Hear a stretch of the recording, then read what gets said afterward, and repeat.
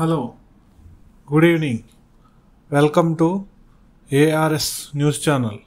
రాహుల్ ఆరోపణలతో EC alert రాష్ట్రాల voter వెబ్సైట్ల down.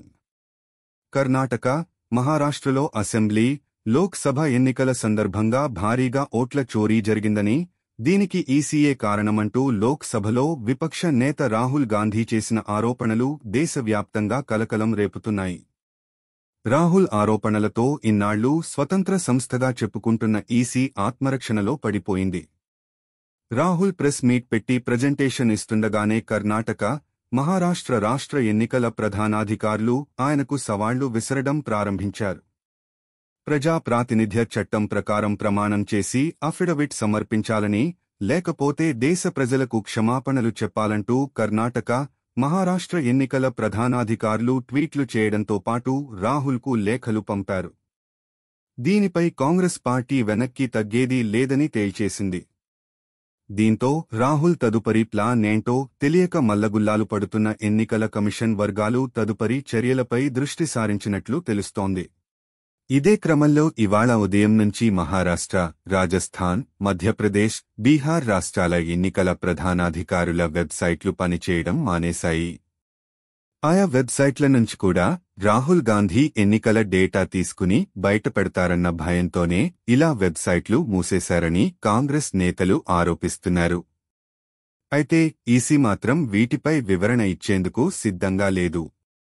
దీంతో కాంగ్రెస్ నేతల అనుమానాలు బలపడేలా ఉన్నాయి. ఈసీ నిష్పాక్షికత ప్రదర్శన ప్రారంభమైందంటూ కాంగ్రెస్ ఎంపీ రణ్దీప్ సూర్జేవాలా ఇవాళ వ్యంగ్యంగా ట్వీట్ చేశారు.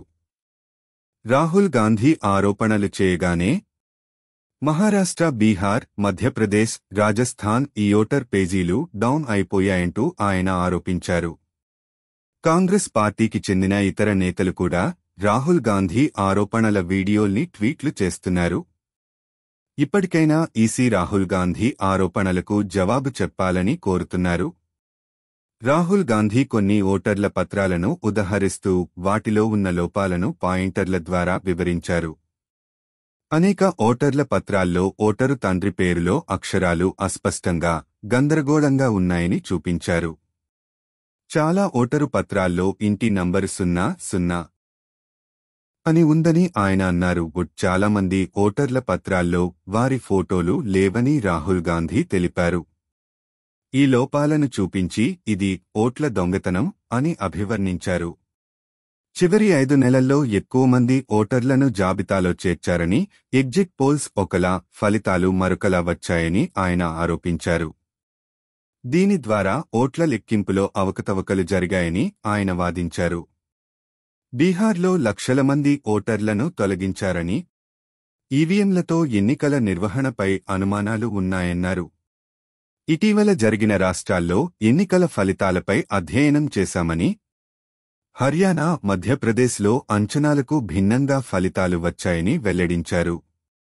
ప్రభుత్వ వ్యతిరేకత ఉన్న చోట కూడా బీజేపీకి మాత్రమే ఇమ్యూనిటీ వస్తోందని పేర్కొన్నారు.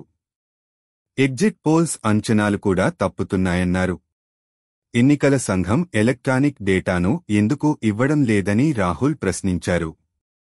తాము పదే పదే ఈ డేటా కోసం కోరినప్పటికీ ఈసీ తమకు సమాధానం ఇవ్వడానికి కూడా నిరాకరించిందని ఆయన తెలిపారు.